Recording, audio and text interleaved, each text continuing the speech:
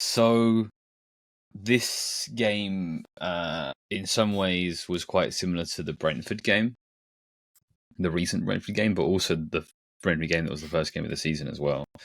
In that, both teams played a back five, but played it deep and narrow. Played a 5-3-2. I think both were 5-3-2. And in doing so, just clogged up our attacking midfield area. I tweeted, as I often do, that we're in need of a 1v1 specialist.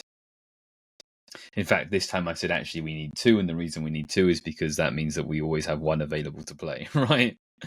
And I got some pushback.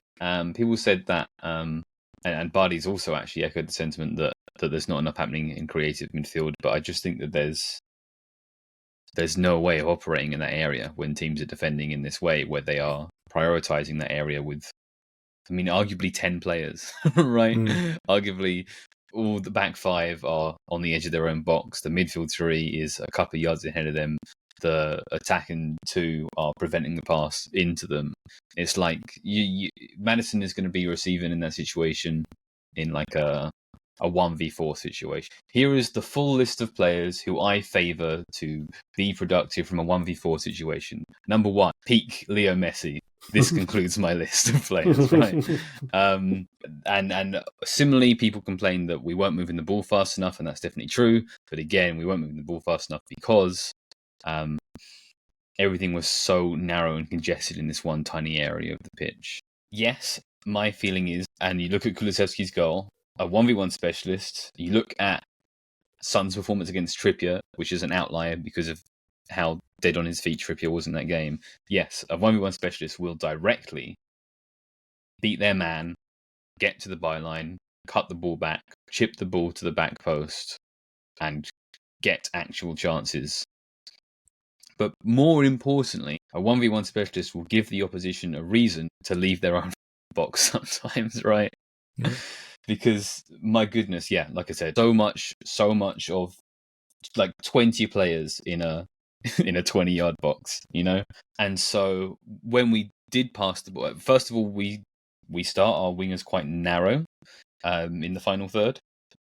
And this is a tactical decision. Too narrow, I think could be argued. The reason that we start our wingers narrow is because we want them to get in the box when we are putting the ball in the box. We want them to be an additional target, right? All part of this overall highly attacking mentality. And I understand the reason for that, but I also feel it exacerbates our main issue, which is our inability to stretch the opposition. When we are playing in our own half, when we're playing out from the back and the goalkeeper's got the ball, then our wingers are on the touchline to stretch the opposition. But suddenly that becomes not the priority in the final third. I'm not like putting my foot down. I'm not saying I know better than Ange, but I am saying I've got some questions over just how narrow our wingers start in the final third. When we do play it over to our wide player, and they, in order to receive the ball, end up having to chase it wider, and we draw Wolves out to one flank. First of all, the opposite side winger is in the box, essentially, already. So they're still only being stretched over half the pitch. And then what will happen is we'll have, most of the time, the inverted fullback will make a run in behind. With the back five, much, much easier to track that run. Again, we saw this not just with Wolves, but we saw this with Brentford both times again. From that situation, we're not doing a good job of taking advantage of the fact that the opposition have spread out into a wide area, right? We're not playing it back in, because that's the time when we should be finding Maddison. Out wide, underlapping fullback. Suddenly Wolves are stretched across the pitch. Suddenly Wolves have lost a midfielder. Tiny bit of space in the middle. Now it goes to Maddison. Now Maddison maybe picks out the pass to the far post or something like that. We're not doing that. There's a question in the running order from Kay. Without bringing up personnel, what are the top 3 fixable issues? For me, that would be number 1. Would be running a bunch of creative drills that start on the touchline. Because we're not going to, like Kay says, we're not going to just suddenly have a player who can beat their man over there right now. So we need to work out what we do when the fullback's run gets picked up. What happens next? Where's the back pass? And where does that back pass go straight away after that? Immediately, because we've got to take advantage of that moment there. I still feel very good about where we are. And I know that isn't the tone of the episode, but like, I think that we're tremendous in our build-up game, even though we've had some trouble recently with teams pressing us, especially as we've had players out. Overall, I think that we've come out on top of that situation, right? We beat Brighton. We outplayed Brighton.